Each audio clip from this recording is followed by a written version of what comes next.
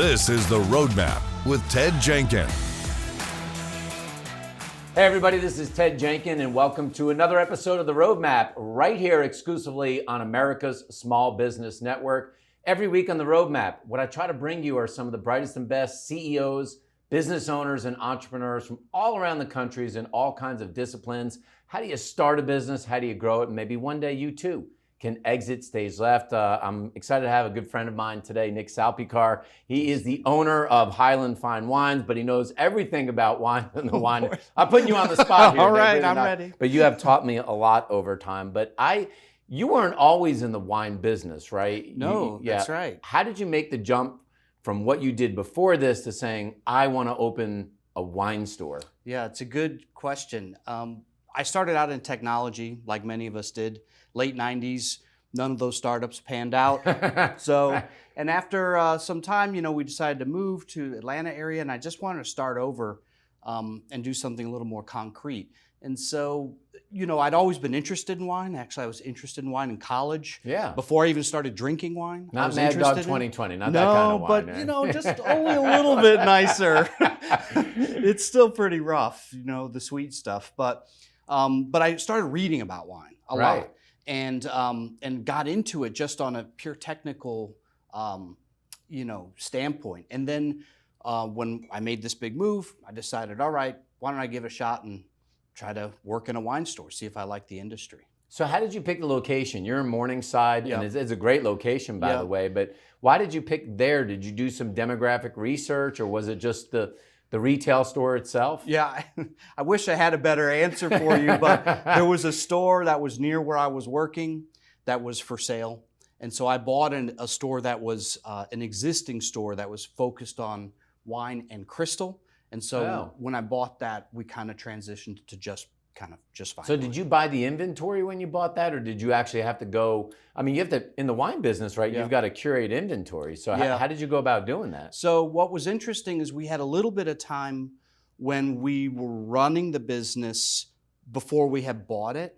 So I was able to kind of run down the inventory, get a good idea of what the sections are that were moving best over time, and then bought it, built all the inventory back up. But we did have to buy the inventory that was there. And you don't sell online, right? Everything is sold directly through the store? We can sell online now. We can deliver within the city of Atlanta, but we can't ship wine or anything like that. Is that just the rules that govern the city of Atlanta and the state of Georgia? It's Georgia state. Are we like the worst state here in the state of Georgia? We're one of them, but there are a few other states where you can't. But how do you decide, I've been in many wine stores over my time, and there could be hundreds and hundreds of bottles in different vineyards. Yeah. How do you, as the proprietor, think about what you're going to curate in your wine store? Is it based upon customers' requests and wants, or is it based upon what Nick likes and how you want to set the store up? It's a good question. Most people that are in my situation, when they're setting up a store,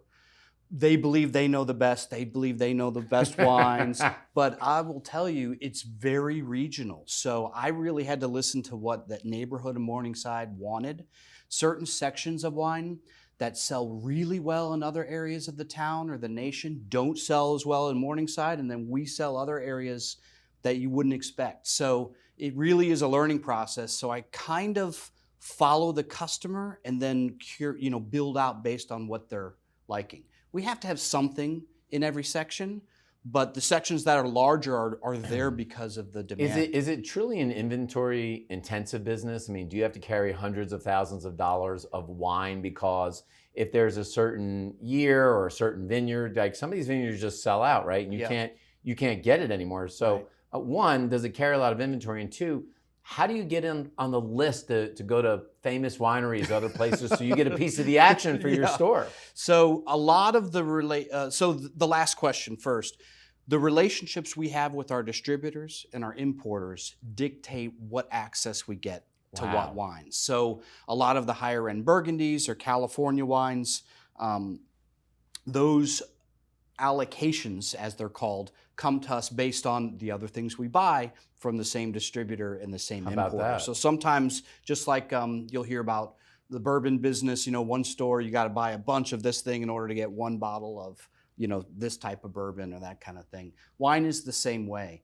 And then your earlier question about inventory, yes, we do have to carry inventory, but what we do a little bit differently is we have a lot of special order business, so asynchronous. So what that allows us to do is the just-in-time kind of thing. So if we're carrying in the neighborhood of a month of inventory, a month of sales worth of inventory, that's pretty good. Yeah. And most stores are 4 months, 5 months, 6 months. So we're a little bit leaner. Nick, I notice in other industries that are not in wine, firewood is a great example. There's a company called Cutting Edge Firewood who are very, very smart about how they hand deliver very expensive firewood. Right. But they do it all through text. Do you when you get a certain inventory in, do you work through email or do you work through text? Is it, how do you get some fire underneath the, what of your customers to want to come in and buy the wine? Yeah, most of it is actually email. Email. I don't use the text as much for marketing, but we use a lot of texting for communication with our customers, right? Hey, your order's ready. A few customers, I'll say, hey, I got this wine you were asking about a few months ago, or the new vintage finally came in. And we can text through our landline phone, which is a nice thing, straight through our POS system. So if one employee is starting a conversation and they, close the store or clock out for the day, somebody else can pick it up or I can pick it up. So we all kind of share one number. And do you have to travel all around the world? Because obviously you're not just buying here in the United States, but there are other regions around the world that create really great wines. And I feel like, Nick, that almost anywhere now, their wines are being made. When I saw them being made in Dahlonega, I thought, it's wines in Dahlonega, but I saw them being made in the Finger Lakes, and I thought ice wine in the Finger Lakes. Like, I mean, do you have to travel to these places to? I mean, you don't have to, because a lot of those people will come visit a market, right? So maybe an owner of a winery, even in upstate New York or California or France or Italy or Germany, they'll come on some schedule and visit us. But yes, I mean, it's great to go visit those areas. It reinvigorates you. You fall back in love. You have better context when you're trying to talk about the wines with your customers.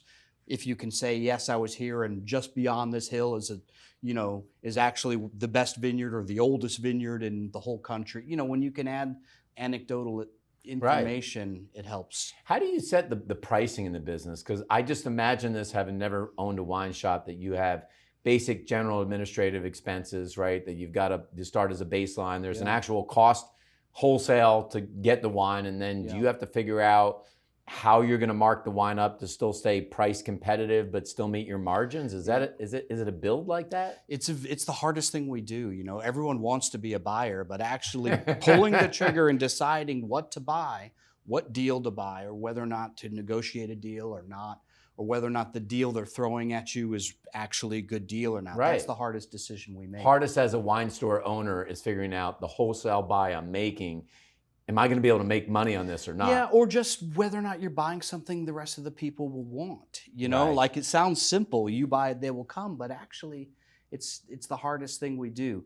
And, that old adage, you make your money when you buy, not when you sell, is true. So you find the right deal, and then we try to sell it at market. And market for us is not just Atlanta or Georgia, it's the world, because we're competing against those stores in other states that can ship into Georgia. So really the market price is determined a lot by the internet for what we do. I interviewed somebody who, a good friend of mine who had a software, I think it's called Enolytics, and it tracks Kathy Hoye, and we were just looking at the analytics, because somewhere you have to get the data. I mean, you can't have somebody on staff who's just looking at prices all day long and say, hey, Julie, hit 56 websites and tell me where the price is. Do you have software that helps you with pricing? I use the internet. I do most of it, right? You do the research. There's a big site called winesearcher.com, and we're up there too, as well as some of the other Atlanta stores.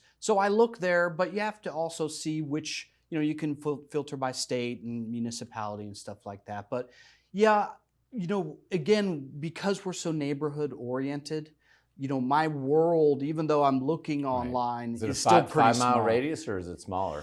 It used to be, if you were in Brookhaven, you'd drive down to our store, no problem. Now that might as well be Chattanooga. So Right. I feel like the radius of our customers is shrinking, but at the same time, the greatest opportunity for our business is right in our own neighborhood. Like Right. you assume as a business owner that everyone knows you're there, yet almost every day somebody walks in that's never been there. Oh, I didn't before. know this was here before. Right.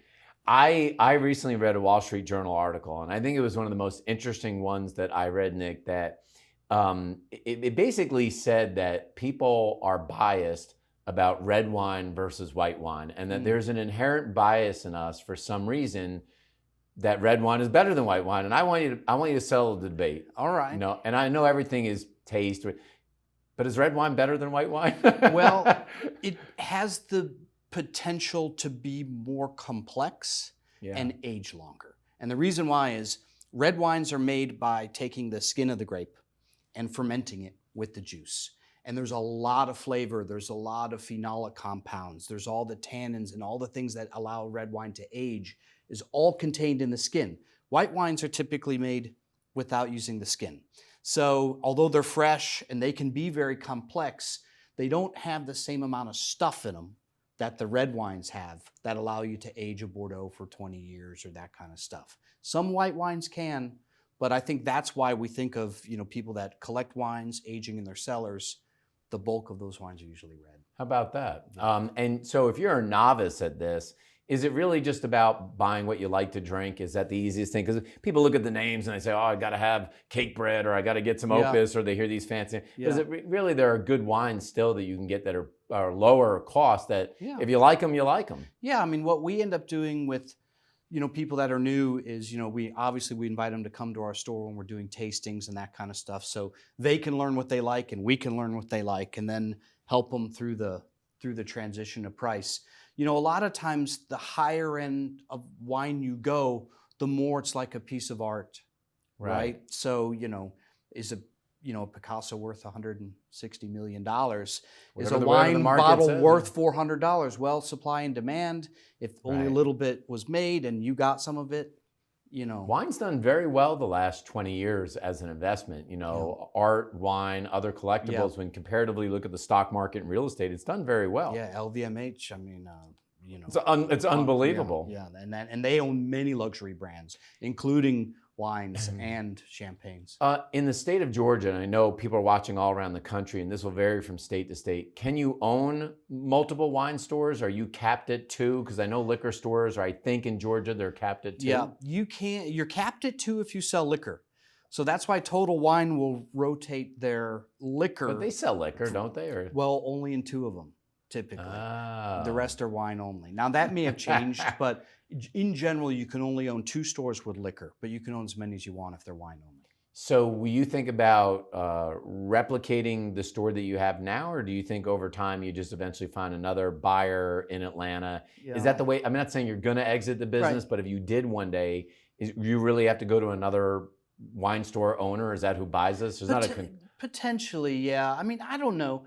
Our store is unusual from the standpoint of the amount of revenue and cash flow it does per square footage.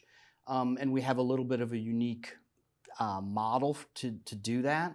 So the numbers look a little stronger than a typical wine store, but it's hard just to give that store, it's like an art gallery. If you have a successful art gallery, why is it successful? It's because the people working there add context to the art and they have the right customers and all that. There's a lot of that in our business too. So you kind of have to know what you're doing. The people matter, you're saying. Yeah, and matching the wine to your audience, knowing your customer.